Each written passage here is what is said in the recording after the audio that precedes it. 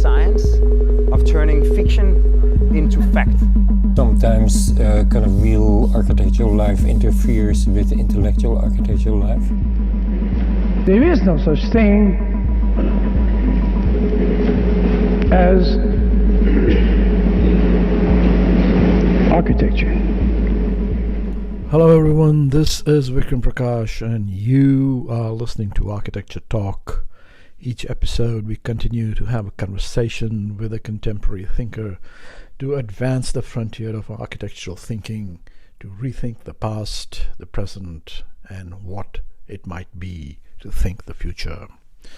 Today I am looking to wind up this series of conversations have been happening to supplement the publication of my book, One Continuous Line on the Life and Work of Aditya Prakash, my father.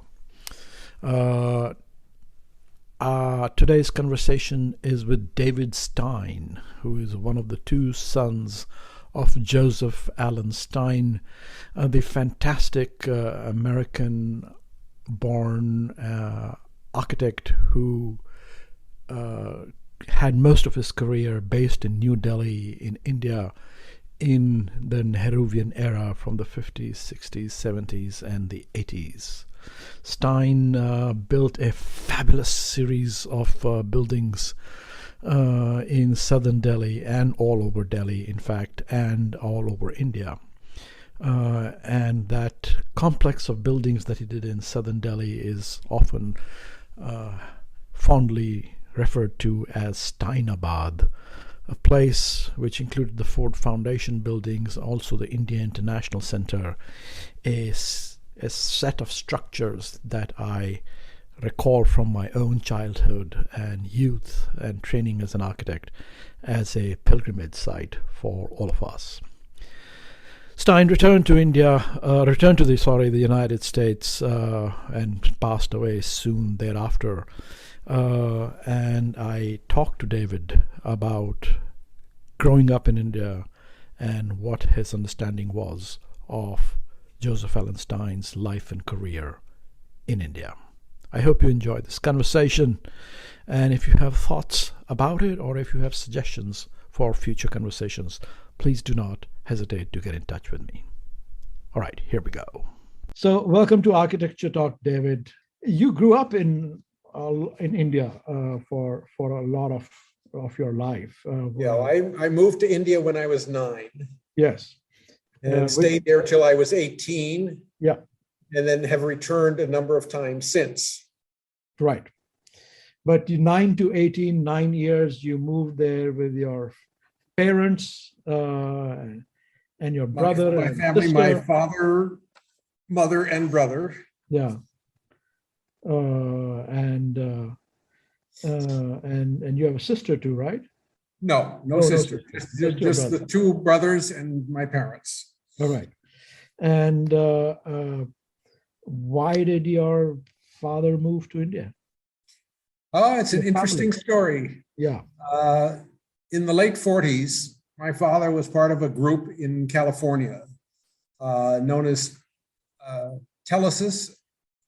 It's probably fairly well known to many, and also was involved with something called the Pacific Labor School, which was a teaching organization for people connected with various labor unions, trying to help share skills.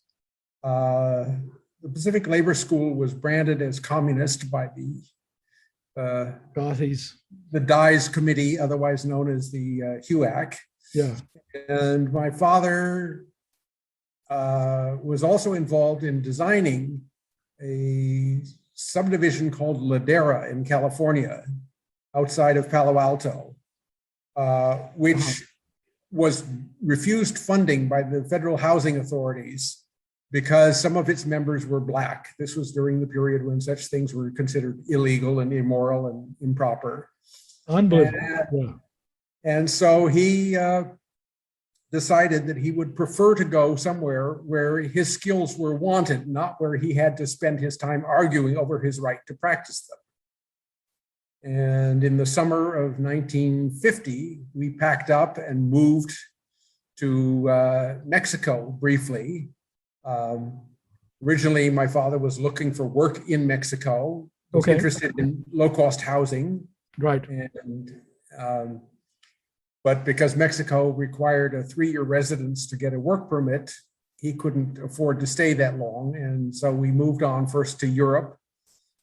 My father searched for work, and in 1951, early 52, he started the process of getting a job at the University of Calcutta, the then Bengal Engineering College, where he was hired as professor, meaning chair of the department in those days. Right. And we moved to Calcutta in the fall of 1952. But then he moved to Delhi,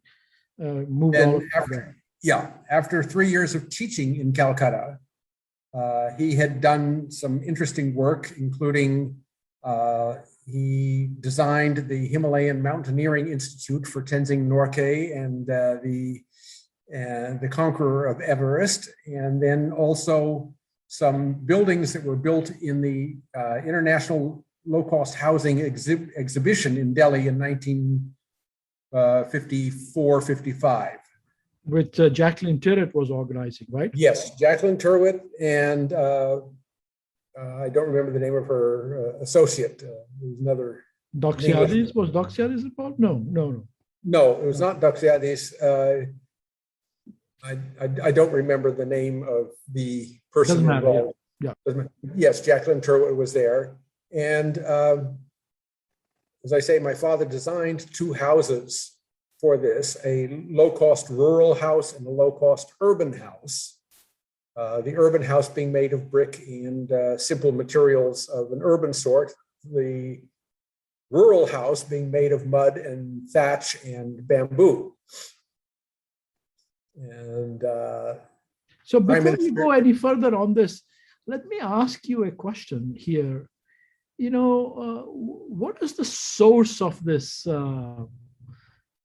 what do you want to call it, strong ethical imperative in life? I mean, taking on significant risks, moving a young family all over the place, and showing up in India. And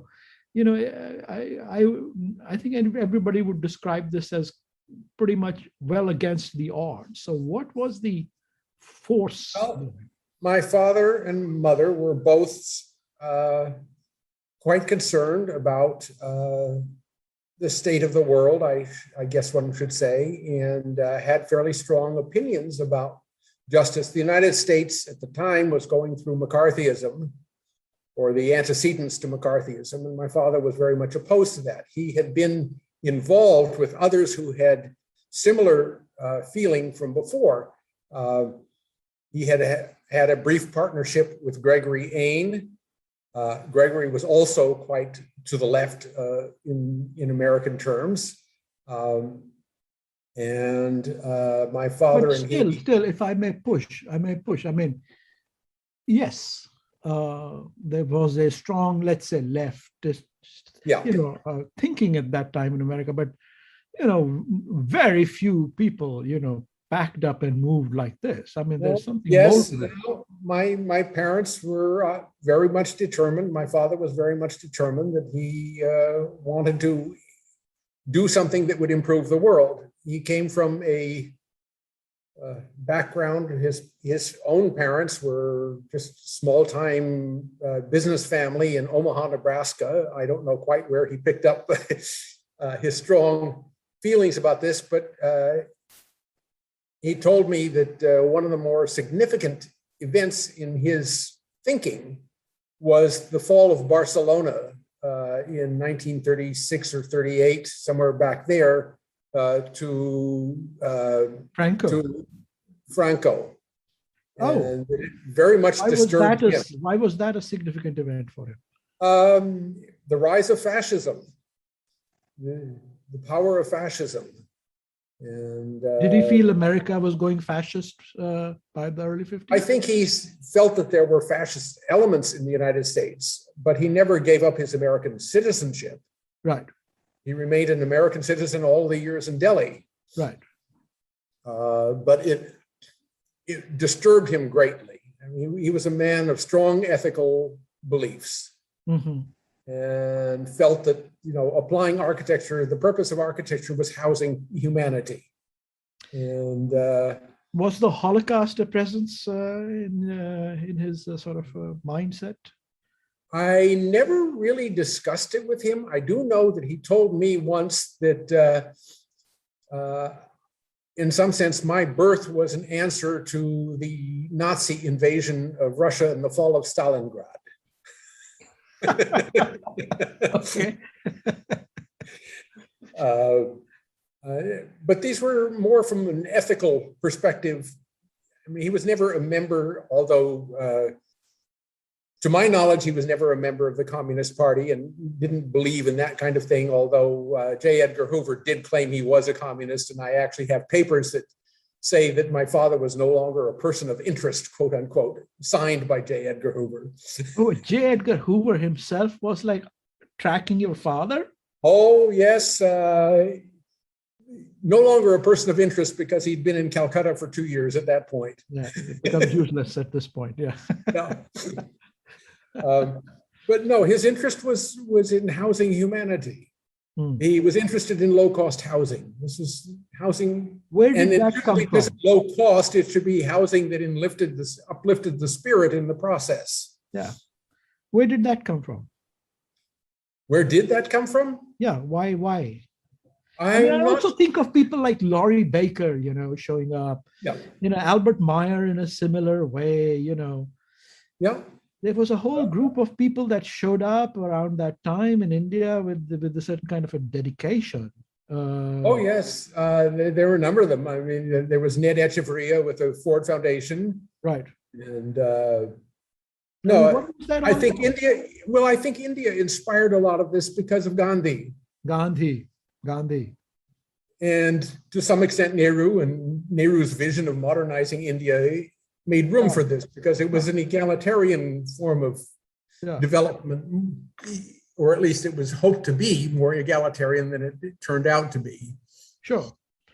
But I can see that. A figure like Gandhi, leading the freedom movement compared to, whatever you want, Adolf Hitler on the other side. Yeah, and the sort of fascist. And my parents were very much enthused by the Gandhian ethic. Okay, now we got that. All right, so Delhi, and he moves to Delhi after 3 years of being the head of the school in Calcutta.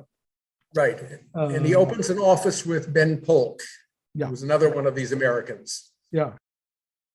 And how did he get involved with the Ford Foundation and things like that? Well, I'm not directly sure how the contact was made. Doug Ensminger was then the head of the Ford Foundation in Delhi. And I assume that they had met at various functions of one sort or another, whether they were formal or informal, I don't know. I knew Ensminger's son because he was a classmate of mine in Woodstock School. And my brother went to the American school where Ensminger's daughter was also involved. So, I mean, the American... Just the American network. The non-government Americans had a small group of people who knew each other. Right. I wouldn't say that they were necessarily close, but they were all aware of each other's existence. And my father's first effort in Delhi, actually, I don't know how he came across it, but he was brought in to design the Triveni Kala Sangam. Right. By, beautiful building. Yeah. A lovely building, and Mrs. Sridharani became probably his favorite client over the years. But at the same time, he began to be noticed. He got involved in designing other things, the Australian High Commission, the American School, and then the Ford Foundation headquarters as well. And I don't remember my parents ever socializing with the Ensmingers, though we knew them personally. But he brought my father in to design the India International Center. And I'm sorry, the Ford Foundation headquarters. The India International Center was designed, through my father's contacts. I don't quite know how it came about, but of course, Deshmukh at the time was the head of that. Right. The Rockefellers funded it. And so my father had a fairly wide reputation at that point in Delhi and was moving around in fairly elevated circles, at least as a professional, not necessarily on a social level. Right.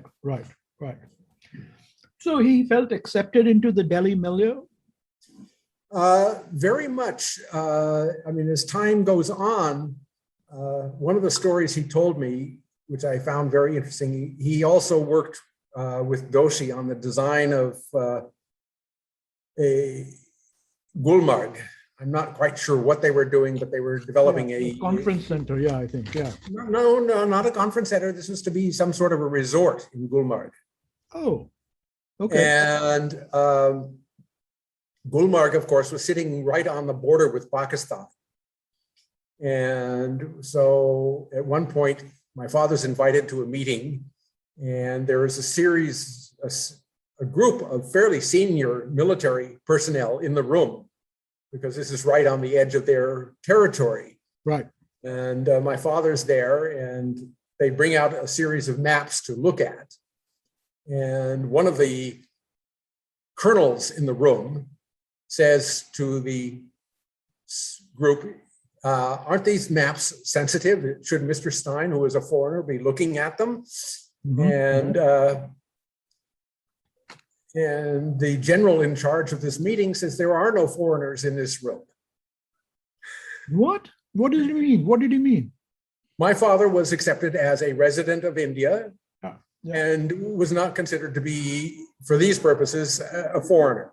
Okay. Excellent. So he felt very accepted. He was very much accepted.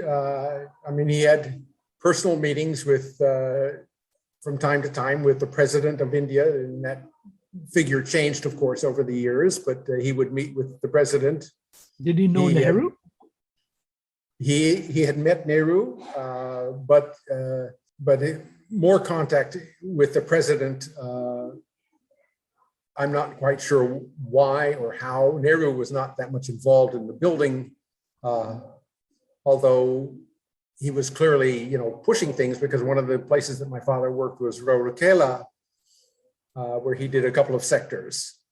And that, of course, was something that one of Nehru's temples of modernity. Of course.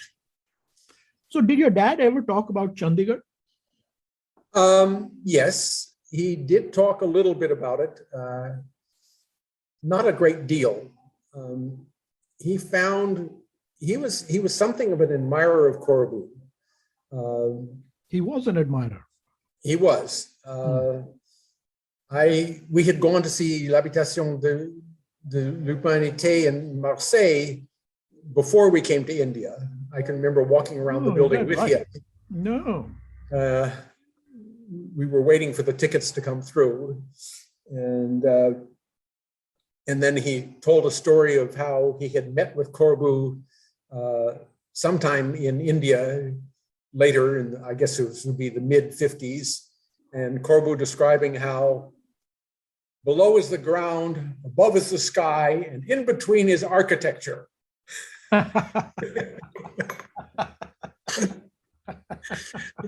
And right. That obviously left a bit of an impression on me, because I still remember it. But he had a somewhat different approach to architecture from Corbu's. Yeah. What was your dad's line? What do you remember as his one-line summation of the purposes of architecture? It should be inviting. Inviting. It should make one feel welcomed.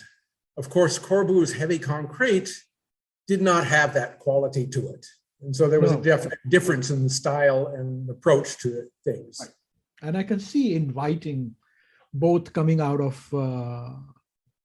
this sort of ethic of being inclusive.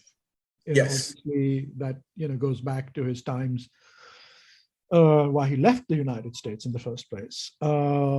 And is it reflective of his experience of so India was open and inviting to him? Yes. Was open and inviting to the sort of Indian culture and ethos. Do you feel that Well, was a two-way exchange? my father never became much of an Indian in that sense. I mean, he learned maybe 12 words of mispronounced Hindi during the entire time he was there. That's it. He didn't have a facility for languages. He couldn't speak French very well, even though he had studied in France for a period. He had no facility for languages other than English and his hand drawing. Yeah. But he felt at home in many ways because there was this positive spirit. Nehruvian development in the 50s Right. Gave him scope that he was very comfortable with. Now, what about your mother? How did she feel about being there? She adapted rather well. When we were in Calcutta, she founded a Montessori school for children of faculty members at the BE College and got involved there. And then when she moved to Delhi, one of her first friends was Irene Bose, the wife of Justice Vivian Bose. Uh-huh. And the two of them became involved in something called the New Delhi Charitable Go-Down Society. Okay. Where they would buy up things around Jama Masjid in the old city of Delhi and fix it up and sell it at inflated prices to American and British and other foreign housewives. And use the money for the village development, initially in the area around Nagpur, where Vivian Bose was from, yeah, but then also very heavily involved in Tibetan refugee welfare when the Tibetans started coming in 59-60. Right. And my mother became another personality, a Delhi personality, quite well known. She and Irene Bose were very close friends for many, many, many years. She had her fingers in other aspects also because she did the interiors for many of my father's buildings. She selected the fabrics and helped design the furniture and the lighting and things, and became fairly close to the handicrafts movement at the time. The All India Handicraft Center in Delhi, and she also worked a bit with some of the people who were running. There was a sort of an endowed leper colony, and then with the Tibetans, she was raising money for schools for the Tibetan children, Tibetan hometown. So she felt very much at home. She did learn Hindi fairly well, and certainly well enough to get around. And in fact, until quite late in her life, did not want to come back to the United States. She found the United States she did visit the United States once during the Indo-Pak War of 1965-66 period, and went back to India and said she didn't want to return to the United States. She didn't particularly care for it. It was too fast, it was too pushy, it was too much money-oriented, it was too impersonal. She liked India. So did she finally go back? She went back and stayed in India until the last few months of her life when she had cancer and was brought to the United States for treatment. No, she felt very much at home in many ways. She liked what she saw. She liked what people were doing. She felt that India was a much more open and inviting society than the United States. Hmm. When your father finally left, he wasn't very happy. When he left India? Yeah. Oh, he left India because my mother was not well. Yeah. And then he came back to the United States. Then he returned to India after my mother passed away. Yeah. But then he had Parkinson's. Mm. And my brother brought him back to the United States for what turned out to be the final few months of his life. Right. But he was, until he was completely unable to work, he stayed in India, and it gave him great scope. He did some wonderful buildings, and he was very proud of them and very happy to have been able to do it. These were things that he could never have done in the United States. Yeah, that's right. No, he made a fantastic contribution. Let's stay in South Asia. Let's return to South Asia, let's say. Yeah. And trying to consequence, what happened. There was a kind of a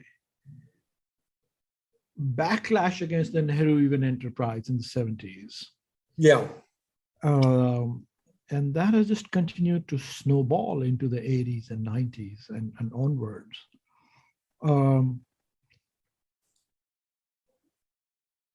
Which makes me think, do you think let's stay with architecture, Yeah. the whole postmodern movement in the 70s and 80s contributed to where we are today? I don't know. It's hard to say. We had family friends that included Charles Correa. They included all the well-known names in architecture. My father was partners With Doshi for years. Yeah. And Kanvinde was a close friend. I didn't know, as I think I mentioned to you earlier, Jhabwala very well. Yeah. They lived in North Delhi, and somehow we never got very close. We were very close friends with the Rahmans. Yeah. Habib was my father's best friend for many years. Right. I think part of it was that there was a growing sense that this kind of modern architecture was perhaps non-Indian. It was an imported style, and that India became increasingly interior focused.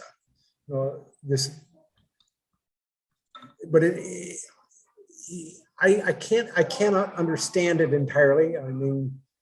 This whole Hindutva trend that's taken over was inexplicable to me. I could sort of understand it, Isn't there a line that goes from returning to Indian forms and architecture to Hindutva? Oh, I'm sure there is. But India was such a vast country, and there were so many opportunities for so many things in so many different directions. There didn't have to be that kind of exclusiveness that came out of this turn to the right. There was room for everything. You can't tell me that the Taj is not an Indian building, even though it essentially follows a Persian model. Yeah, sure. Yeah, no, we know that.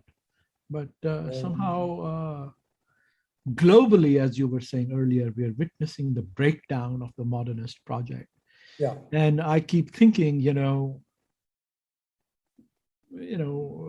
postmodernism contributed to it. All right. Well, as we move towards the end of this recording, I want to return to your living room in Sundarnagar. Where did you live? We started in Chanakyapuri, and then we moved to Sundarnagar in the 80s. In the 80s, yeah. And, No, I'm sorry. We in the late 60s, we moved.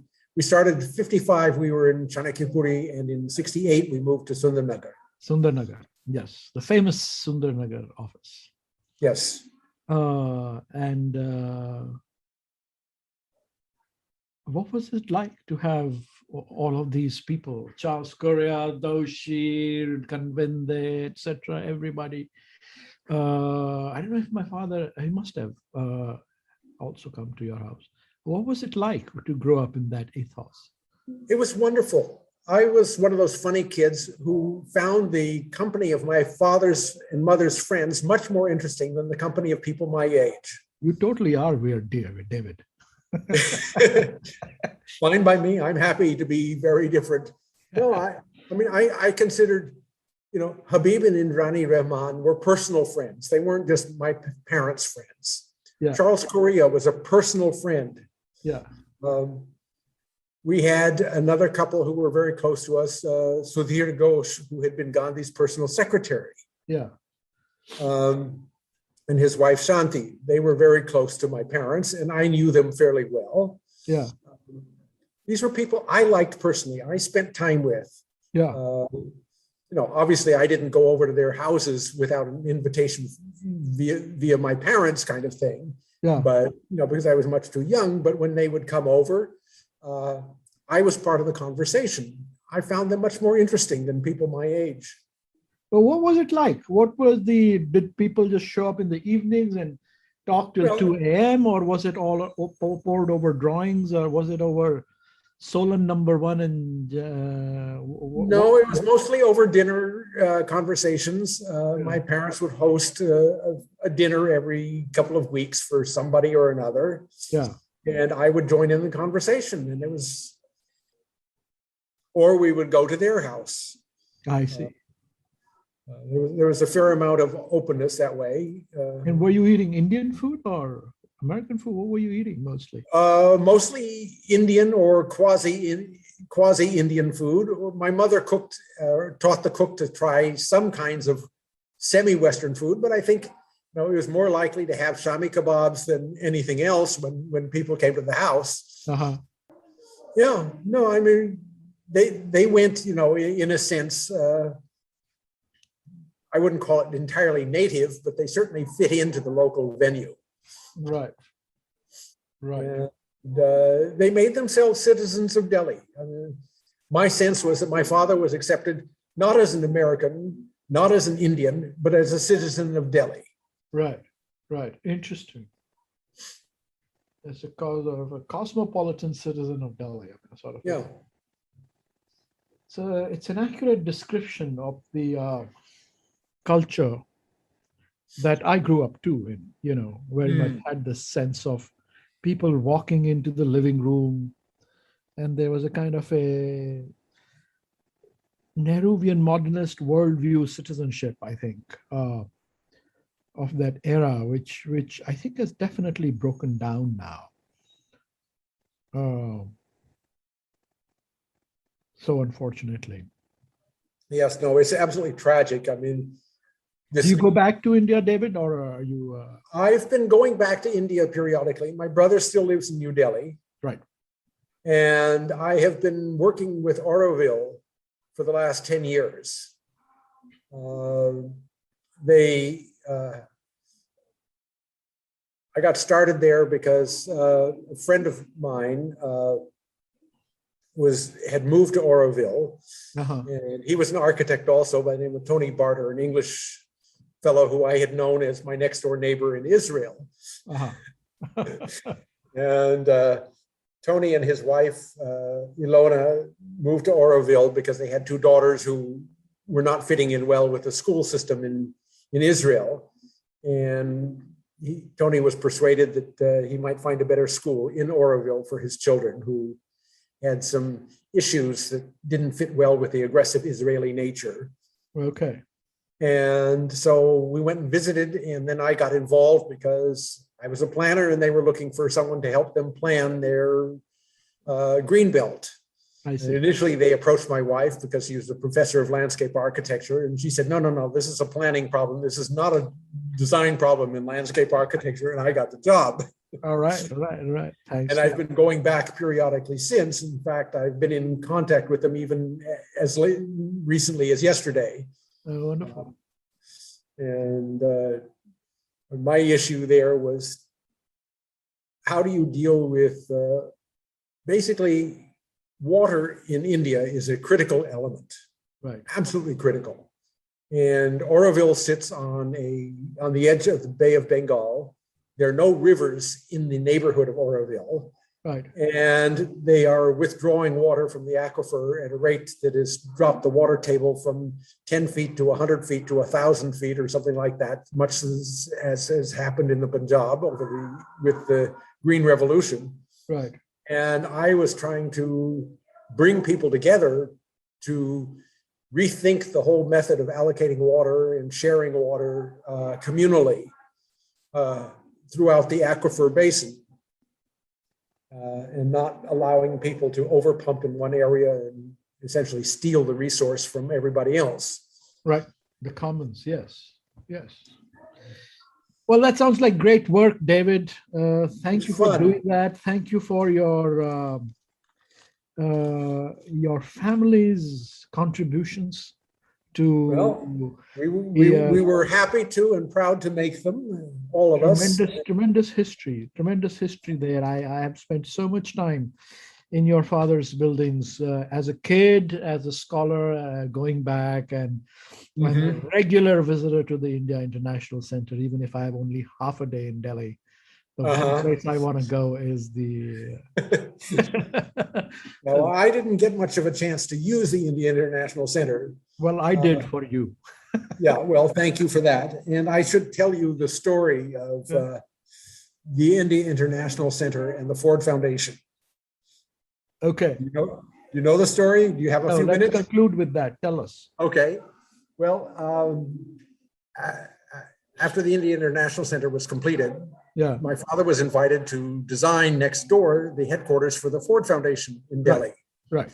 And as the Ford Foundation was nearing its completion, Douglas Ensminger, who was head of the Ford Foundation, and my father and C.D. Deshmukh got together and proposed to create that little triangle of land between the two buildings where there's a monument to Gandhi and King and man's search for social justice. And they had agreed to do this, and they were going to inaugurate it the day the Ford Foundation building was inaugurated by Bundy, with George Bundy. Yeah. And so just before the inauguration, a day or two before, Ensminger told Bundy about the plan to dedicate this little triangle of land to Gandhi and King. And according to the story that came to me, Bundy's words were, "Gandhi is okay, that bastard King never." And when Ensminger heard this, he and my father were totally shocked. Yeah. And they went to see the president, Zakir Hussain. And they told him this story. He said, "Don't worry, we'll take care of that." And so the next day or the day after, whatever it was, at the inauguration of the Ford Foundation building, Zakir Hussain turns to George Bundy and says, "How kind of the Ford Foundation to give land for a monument to Gandhi and King." The monument stands. That's wonderful. That's wonderful. What a story. All right. Thanks a lot, David. Thanks a lot, David. You're so welcome. Take care, Vikram. Take care.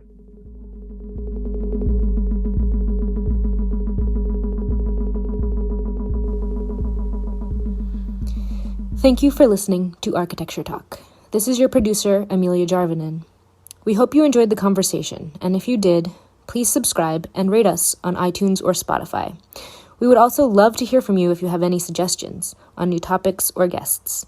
You can always reach out to us on our website, Facebook, or Instagram. Thanks again, and until next time, this is Architecture Talk.